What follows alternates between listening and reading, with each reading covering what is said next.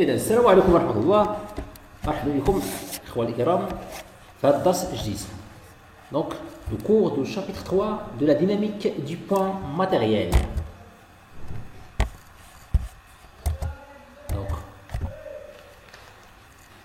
Donc ce chapitre est réalisé par messieurs Taïb Bakho, semestre S1, chapitre 3. Donc, ce chapitre pour le semestre S1, SMP, ou bien SMC, ou bien SM.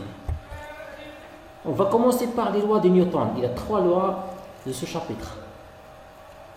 Donc, on va commencer par la première loi, principe d'inertie.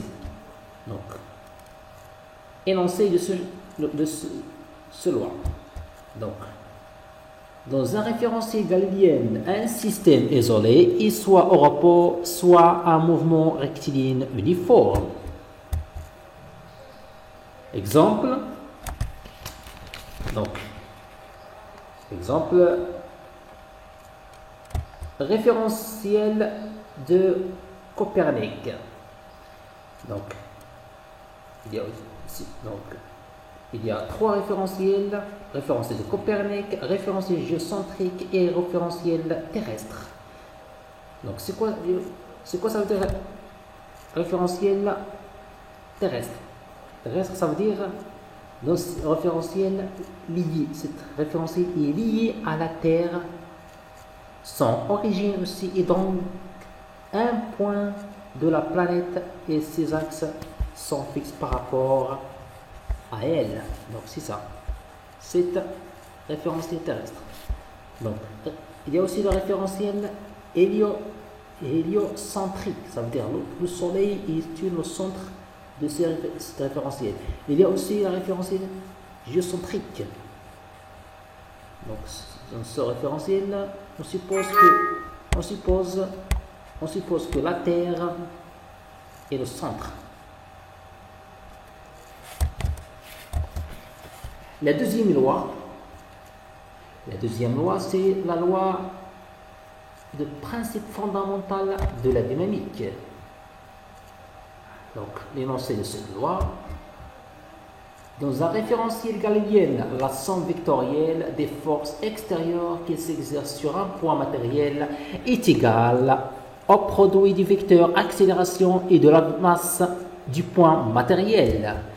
Donc, cette loi de PFD, ou bien le principe fondamental de la dynamique, elle est définie par cette relation suivante. Donc, ça veut dire la somme des vecteurs des forces extérieures est égale à la masse m multiplié par le vecteur de l'accélération a. Donc, le PFD, il est très important. Il est très utilisé dans les problèmes, des exercices et les examens. On va commencer par la troisième loi, c'est la loi de Newton. Donc, cette loi, c'est le principe de l'action et de la réaction. Donc, l'énoncé de cette loi, c'est si un objet exerce une force de vecteur F1 vers 2 sur un autre objet 2, ce dernier exerce en retour une force F2, le vecteur F2 1, d'intensité égale mais de sens opposé. Donc cette loi est définie par cette relation suivante. Donc le vecteur F de la force F de A qui exerce à B est égal à moins, ça veut dire sens opposé. Okay. La force F de B qui exerce sur A.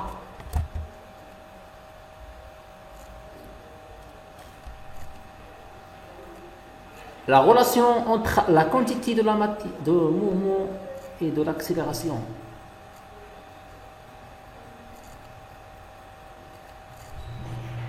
Ok, donc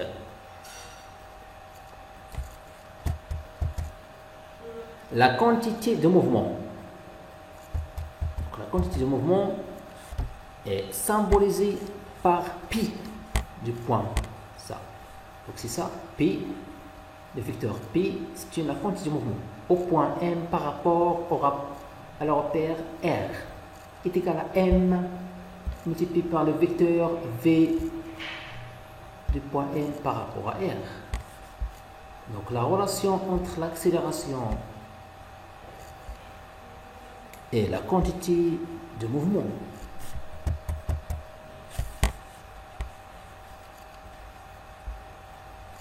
Et donc la dérivée du point P de M par rapport à R sur dt par rapport à le repère R, que supposons galiléenne, est égale à la masse M multiplié par le vecteur de l'accélération gamma de M par rapport à R. Donc, c'est quoi le système isolé? Le système isolé est un système qui n'est soumis à aucune force. Ok, donc le système isolé. Donc, en arabe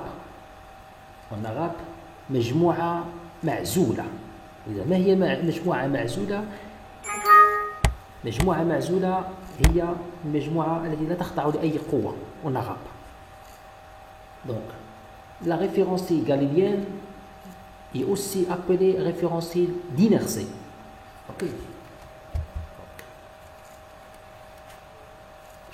Donc, cinquièmement, le principe fondamental de la dynamique, PFD. Ça veut dire la résumé de, c'est ça, PFD, ça veut dire principe fondamental de la dynamique. C'est ça, il est très utilisant. La dérivée de la quantité de mouvement, le vecteur de quantité de mouvement, du point M par rapport à R par dt par rapport à le repère fixe est égal à la somme des vecteurs des forces extérieures. Sixième, PFD, donc la relation entre le principe fondamental de la dynamique et force d'inertie. C'est ça, c'est la relation. Donc M fois le vecteur gamma de point M par rapport à R'. R' dans ce cas non galiléen, supposons non galiléen, est égal à M fois l'accélération relative, le vecteur de l'accélération relative de point M est égal à la somme, parce qu'on connaît M fois gamma est égal à la somme des forces. Selon le PFD, le principe fondamental de la dynamique, est égal à la somme du vecteur des forces extérieures moins M fois le vecteur de l'accélération d'entraînement de point M moins M le vecteur de l'accélération Coriolis de point M est égal à la somme des vecteurs des forces extérieures plus le vecteur, ça s'appelle le vecteur des forces d'inertie d'entraînement plus le vecteur des forces d'inertie Coriolis. Donc FIE et FIC sont des forces d'inertie, ça d'inertie d'entraînement et de Coriolis. C'est ça. FIE, le vecteur FIE est égal à et moins M fois le vecteur gamma E fois M, la force d'inertie d'entraînement. Le vecteur FIC est égal à moins M fois gamma C, le vecteur gamma C, et la force d'inertie de Coriolis. Donc, septièmement, l'expression de le PFD dans une référence non galiléenne en utilisant la quantité de mouvement. C'est ça. R' n'est pas un repère galilien. Donc, la dérivée de la quantité de vecteur de la quantité de mouvement du point M par rapport à R' par dt par rapport à le repère non galilien R' est égal à la somme des forces des vecteurs des forces extérieures plus le vecteur FIE plus le vecteur FIC. 8. Exemple particulier. Donc R' en translation rectiligne par rapport à R. C'est ça la relation. Dans ce cas, donc gamma E, donc le vecteur de gamma d'entraînement l'accélération de traitement point M est égale à la dérivée seconde du vecteur O1, O2 par dt au carré par rapport à le repère galiléen R, et le vecteur gamma C de point M est égal à le vecteur nul. Ce qui est donc pour les forces d'inertie Fi, le vecteur FIE, ça veut dire la force, le vecteur de force d'inertie d'entraînement est égal à moins la masse M dérivée seconde de le vecteur O1, E2 par rapport à dt au carré par rapport à R, et le vecteur I est égal à vecteur nul. Donc R présente en rotation par rapport à R. Dans ce cas, donc si on considère le cas, si R, de référence est R prime, il a fait une rotation autour de R. Dans ce cas, on calcule le vecteur oméga de R2 par rapport à R1. Ça veut dire que c'est la vitesse de rotation, ou bien l'angle de rotation. Donc le vecteur de gamma et de traitement de M est égal à la dérivée du vecteur oméga par rapport à dt vectoriel, le vecteur M plus le vecteur oméga vectoriel, entre parenthèses oméga, vecteur oméga vectoriel OM, et le gamma de C, le vecteur de gamma c'est égal à 2, ça veut dire l'accélération, ça c'est l'accélération Coriolis, le vecteur de l'accélération de Coriolis M est égal à 2, le vecteur oméga vectoriel VR, c'est-à-dire vectoriel, le vecteur de la vitesse relative. Donc si FI E et F ici, il a connu par cette relation suivante. Donc ça veut dire le vecteur FIE, ça veut dire le vecteur de la force d'inertie d'entraînement est égal à moins M dit oméga, le vecteur gamma sur dt vectoriel O M moins M oméga vectoriel oméga vectoriel OM IFIC, ça veut dire le vecteur de la force d'inertie de Coriolis est égal à moins de M oméga, oméga vectoriel V de R, ça veut dire cette relation il est utilisée si R' est fait en rotation par rapport à R. Très très important cette relation. Donc oméga dans ce cas il est constante. Donc si oméga est constante, ça veut dire on a connu cette relation suivante. If I E est égal à moins M oméga vectoriel entre parenthèses oméga vectoriel OM vecteur M, et FIC est égal à moins 2 M oméga vectoriel VR.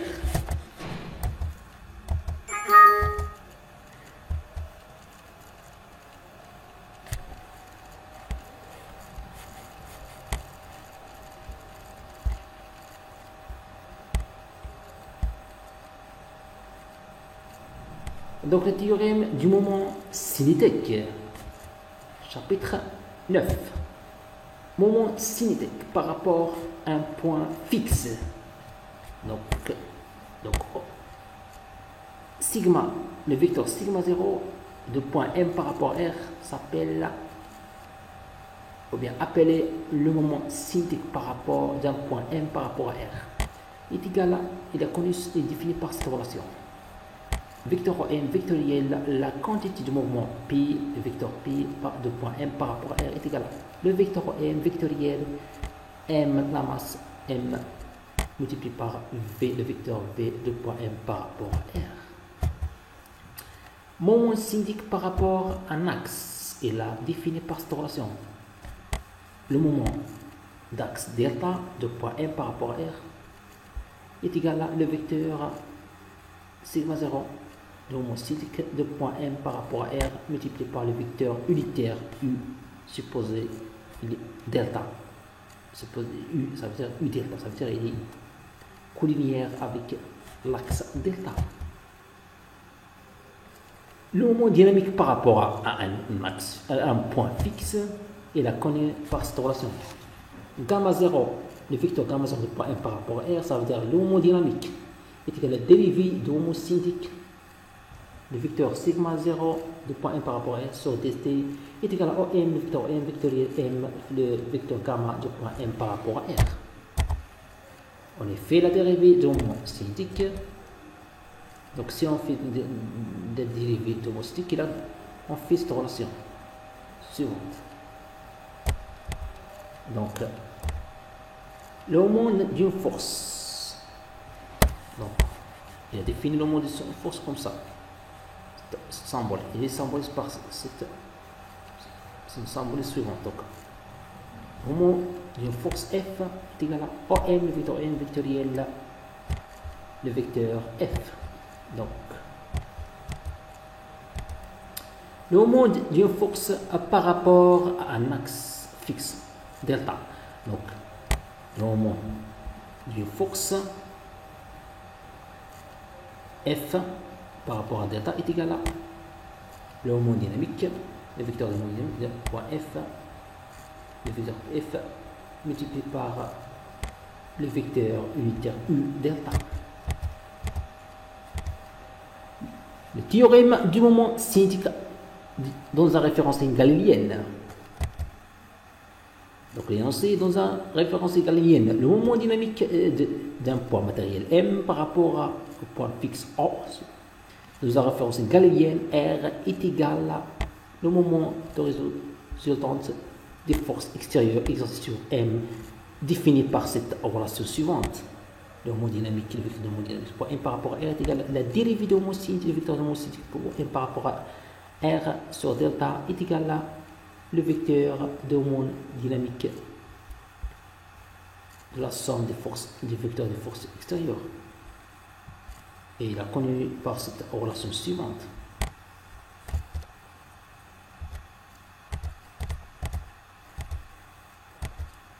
Donc, 11, le théorème du moment cinétique dans la référence galiléenne. Donc, théorème du moment cinétique projeté sur un axe delta, il a connu par cette relation dérivée de le moment d'un axe delta de M par rapport à R sur delta est égal à le moment dynamique sur delta, l'axe delta de la somme des vecteurs des forces extérieures.